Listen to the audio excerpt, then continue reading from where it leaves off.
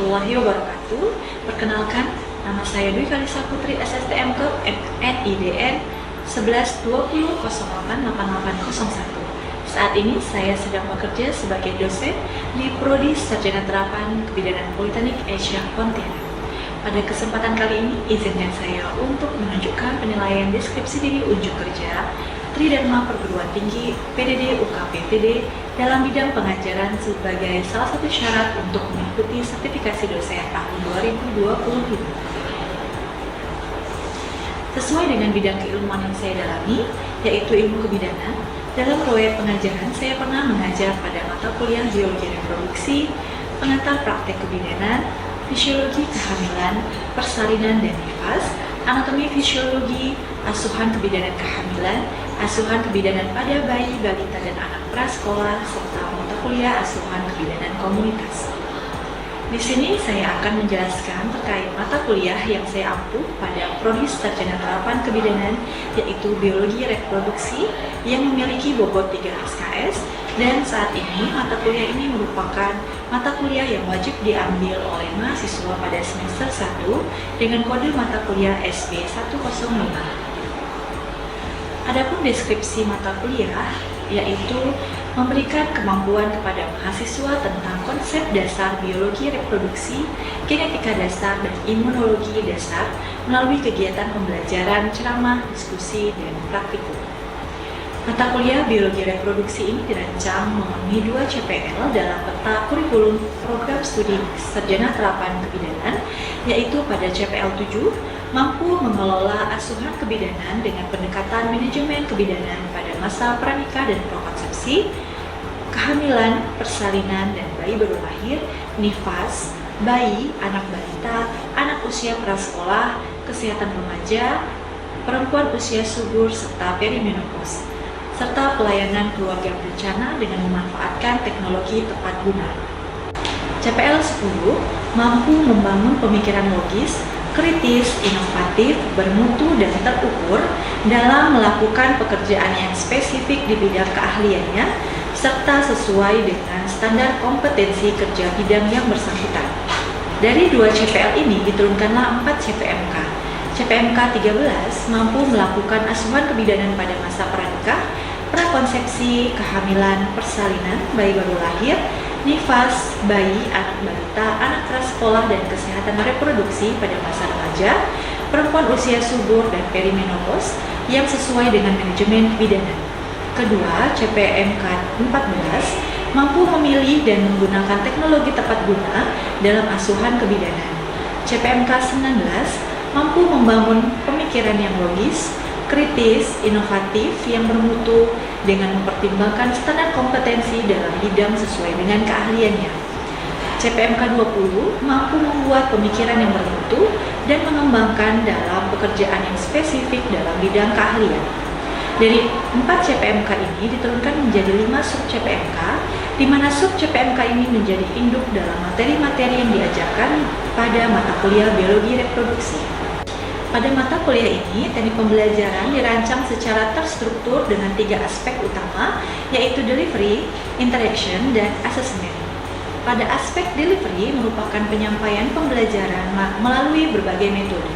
Pada proses pembelajaran ini, saya menggunakan sistem pembelajaran yang bersifat aktif, partisipatif, diantaranya adalah ceramah interaktif, brainstorming, multimedia dengan menggunakan video pembelajaran, group discussion, and presentation, praktikum, dan discovery learning untuk memastikan pemahaman konseptual yang komprehensif.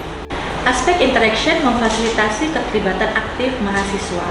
Pada aspek ini, saya berinteraksi secara langsung dengan tatap muka dan juga memanfaatkan teknologi aplikasi pembelajaran atau LMS Edlink di Politeknik Asia Pontianak.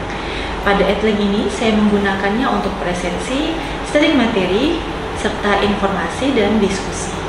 Kemudian media pembelajaran yang digunakan yaitu modul, RPS, PPT atau PowerPoint, dan video pembelajaran. Berikutnya adalah terdapat beberapa materi pembelajaran yang akan diberikan pada mahasiswa di mata kuliah biologi reproduksi ini. Sedangkan aspek asesmen digunakan untuk mengevaluasi pencapaian kompetensi mahasiswa melalui berbagai metode penilaian formatif dan sumatif yang relevan dengan capaian pembelajaran yang telah ditetapkan. Penilaian terhadap proses pembelajaran dan unjuk sikap dengan komponen sebagai berikut: kuis 5%, tugas 10%, UTS 30%, UAS 30%, dan praktikum 25%. Untuk setiap ujian diberikan suatu nilai sebagai evaluasi kemampuan mahasiswa dalam penugasan mata kuliah yang bersangkutan. Nilai diberikan dalam bentuk huruf atau skala kualitatif. Melalui ketiga aspek ini diharapkan proses pembelajaran dapat berjalan efektif, bermakna, serta menghasilkan lulusan yang kompeten dan profesional.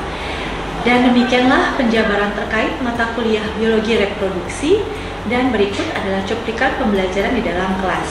Pada tahap video pembelajaran di dalam kelas, mata kuliah biologi reproduksi ini saya akan menyampaikan materi tentang embriologi, pertumbuhan dan perkembangan janin yang merupakan bagian dari sub CPMK 3, yaitu mahasiswa mampu mengklasifikasi embriologi, pertumbuhan dan perkembangan plasenta, pertumbuhan dan perkembangan janin.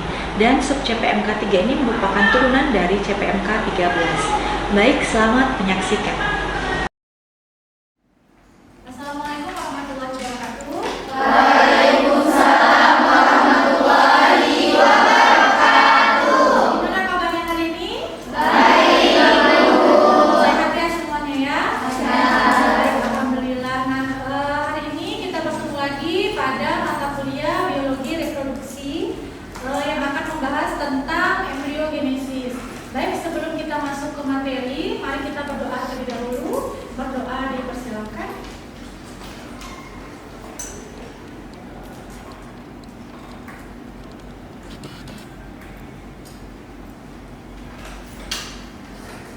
Baik, selesai.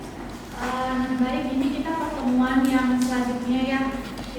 Kalau dari EPS itu adalah pertemuan sub CPMK yang ketiga. Berarti sebelumnya kalian sudah membahas tentang organ reproduksi, baik itu yang wanita maupun yang laki-laki, kemudian siklus menstruasi, sama hasil konsepsi. Masih ingat materi sebelumnya? Masih ya. Oke, sebelum kita masuk saya mau review dulu nih materi sebelumnya tentang hasil konsepsi.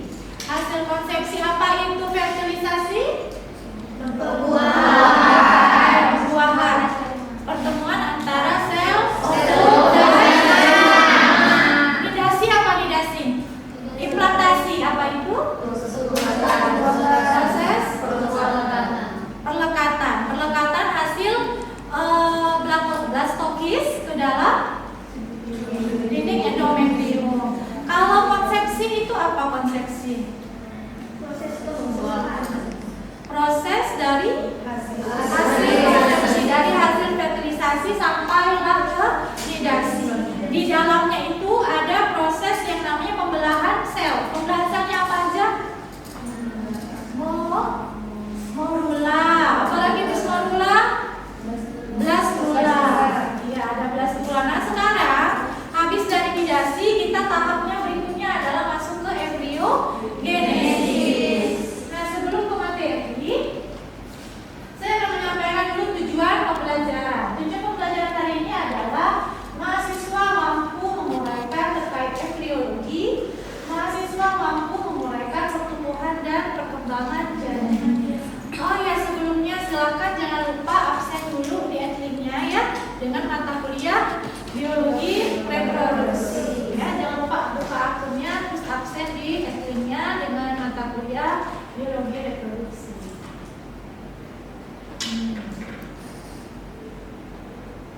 Oke, selanjutnya metode ini kita akan lakukan 3 metode. Kita ceramah, discovery learning, dan diskusi. Nanti pada tahap discovery learning itu saya akan memutarkan video.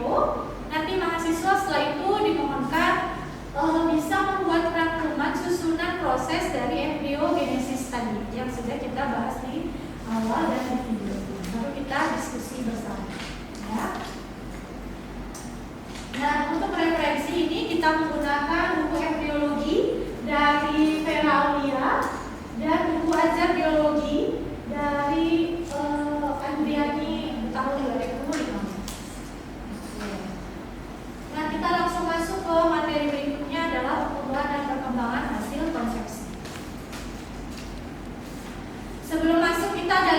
ilustrasi dulu. Siapa yang bisa mengilustrasikan ini apa hubungannya dengan yang kita bahas pada hari ini?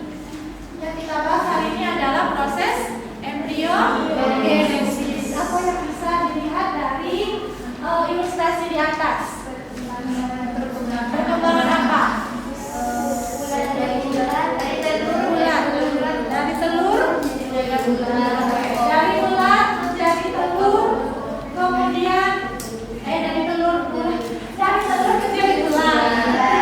kemudian menjadi lalu menjadi kupu-kupu muda. Itu juga dengan proses pada manusia. Kita dari telurnya dari apa? Ovum, kemudian terjadi fertilisasi antara ovum bertemu dengan sperma. Jadilah apa tuh? Embrio, ya, zigot. Zigot itu yang larva kan?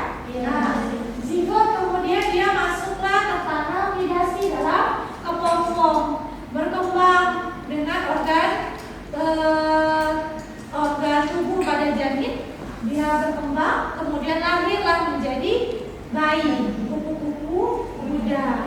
Ya, jadi gastrula ini adalah tahapan berikutnya setelah dia menjadi blastokista yang tertanam di dalam gastrula. Di gastrula ini dia punya 3 lapisan, ya. 3 lapisan ini ada namanya ektoderm, mesoderm, endoderm. Endoderm ini bagian yang paling mana? Yang paling dalam yang mana? Endoderm yang paling dalam. Meso bagian paling nah, ini adalah lapisannya, ya. Pada minggu ketiga, peristiwa yang paling khas itu adalah gastrulasi, di mana terjadi proses pembentukan ketiga lapisan germinal pada embrio, yaitu ada ektoderm, mesoderm, dan endoderm. Ya, apa aja sih fungsi 3 lapisan ini?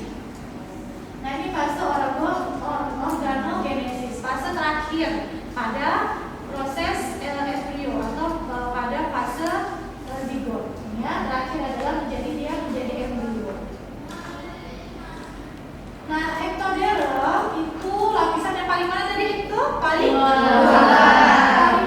Dia membentuk kulit, membentuk rambut, bagian-bagian tubuh yang paling luar. Itu dibentuk di bagian ektoderm. Kemudian bagian mesoderm dia membentuk rangka, sumsum tulang, otot, dan jaringan ikat, kelenjar reproduksi dan ekskresi serta pembuluh darah dan sel-sel darah. Itu di bagian meso, berarti bagian paling tengah, ya kan? Endoderm bagian yang paling dalam. Ini dia membentuk lapisan epitel seperti pernapasan, saluran cerna, dan saluran kemih, serta sel-sel glandular berbagai organ seperti hati dan pankreas. Ini adalah organ-organ yang dibentuk pada 3 lapisan ini, organ awal, ya. Selanjutnya, nah ini adalah perubahan atau proses pembelahan dari tadi yang dia masih menjadi zigot, membelah diri menjadilah janin. Di sini sudah terbentuk ada mata, ada umbilical cord, apa? Tali pusat. Ada tali pusat, ada legs-nya bagian kaki, ya. Ini ada livernya, ada bagian lengan atas dan bagian jantung. Ya, ini bagian-bagian gambaran yang ada di dalam janin atau di dalam rahim. Ya, terbungkus oleh apa ini? Air.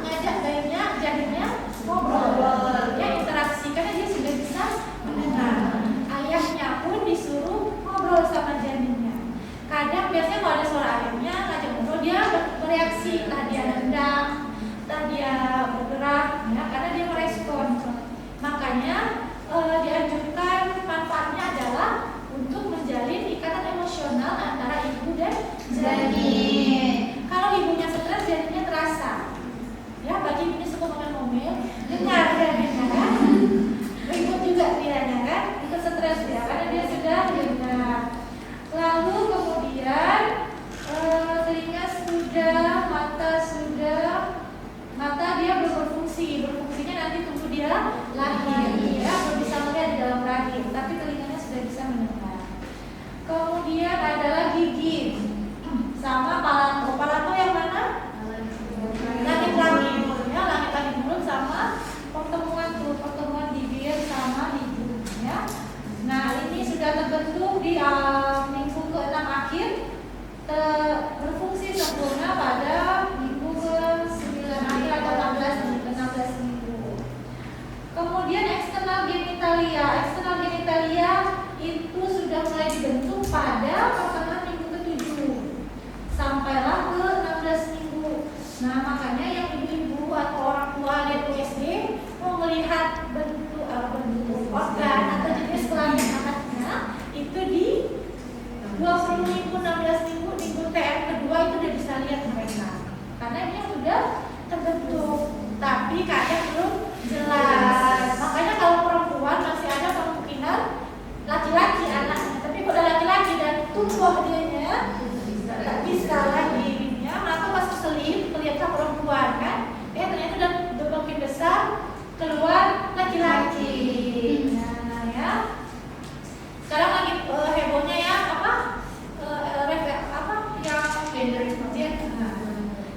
yang general ya disembunyikan. Jadi gimana caranya dia ngasih ke dokternya atau ngasih ke CEO-nya atau ngasih ke keluarganya amplop. Jadi si ibunya nggak tahu itu jenis kelaminnya apa, jadi kejutan. Ya. Kalau sebelum pasti juga kan bisa jadi berubah pada saat lahir. Oke, selanjutnya di sini ada keterangan prenatal death, myocongenital, sama minocongenital. Apa artinya? Bayi meninggal. Kalau terjadi permasalahan pada minggu pertama, minggu kedua, dampaknya adalah bisa terjadi kematian janin. Karena dia masih belum tertanam kan, baru mulai tertanam, jadi belum kokoh. Dia hidup di dalam rahim ibu. Jadi kayak abortus, nah itu di 2 minggu pertama atau 20 minggu pertama itu abortus kan, 24 minggu sebelum ke 24 minggu dikatakan abortus. Baik, ini yang terakhir adalah terjadi gangguan pertumbuhan embrio pada minggu ke-8 dan seterusnya. Terjadi kecacatan kongenital ringan atau kelainan fungsi organ. Proses embrio genesis dari awal pembelahan zigot sampailah ke pembelahan selnya. Ya, silakan diperhatikan dengan baik. Di sini adalah masih pembelahan sel yang awal, yaitu single cell. Single cell itu yang mana berarti? Yang masih dua sel ya, yang 4 sel membelah. Nanti dia menjadi pembelahan menjadi 2 sel, menjadi 4, kemudian 16, 32 dan seterusnya. Nah, ini proses fertilisasi. Jadi dia nih tidak ada ovulasi, keluarlah si ovumnya, si sperma dari dalam. Ini menjadi membelah, belas belah, ya. Dan terjadi pembuahan antara sel ovum dan sperma. Ini terjadi proses belas belah, ya. Belas belah dia jalan dari ovarium tadi, dari tuba Fallopi, turunlah dia ke dalam dinding rahim atau kapung uteri, masuklah dia ke endometrium. Nah, terjadi proses implantasi, ya. Implantasi penanaman hasil blastosis ke dalam endometrium. Nah, demikian video pembelajaran terkait embryogenesis. Selanjutnya, silakan masing-masing individu membuat rangkuman terkait materi yang sudah dibahas, yang sudah kalian tonton tadi di dalam video. Ya, silakan dibuat masing-masing, kemudian dikumpulkan.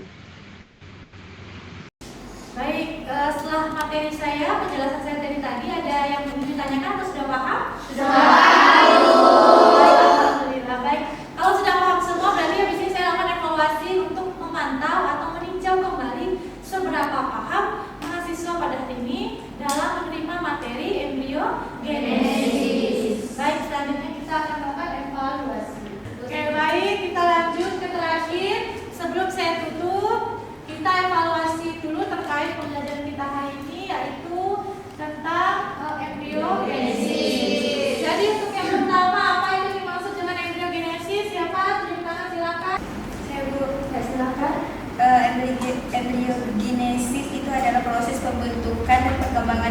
dari zigot dan berubah menjadi janin.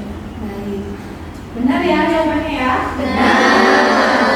Oke, selanjutnya adalah kapan periode embriogenesis terjadi? Saya Bu, Ya, silakan. minggu kedua sampai minggu ke-8. Ya, benar jawabannya? Benar. Yang terakhir yaitu organ yang pertama kali dibentuk oleh embrio apa? Pada embrio? Saya Bu, Ya, silakan. yang pertama terbentuk yaitu adalah sistem saraf pusat ibu. Ya, benar jawabannya? Sistem saraf pusat yang pertama kali dibentuk, yang kedua adalah jantung.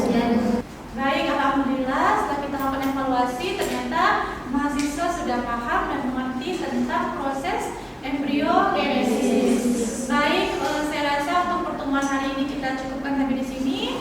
Sebelum saya akhiri, mari kita membaca hamdalah. Alhamdulillahirabbil alamin. Yang telah membentuk majelis.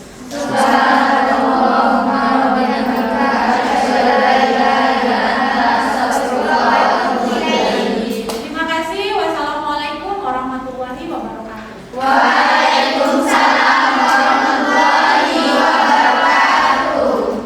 Baik, demikian rangkaian pemaparan materi PDD UKPTD saya. Saya ucapkan terima kasih. Wassalamualaikum warahmatullahi wabarakatuh.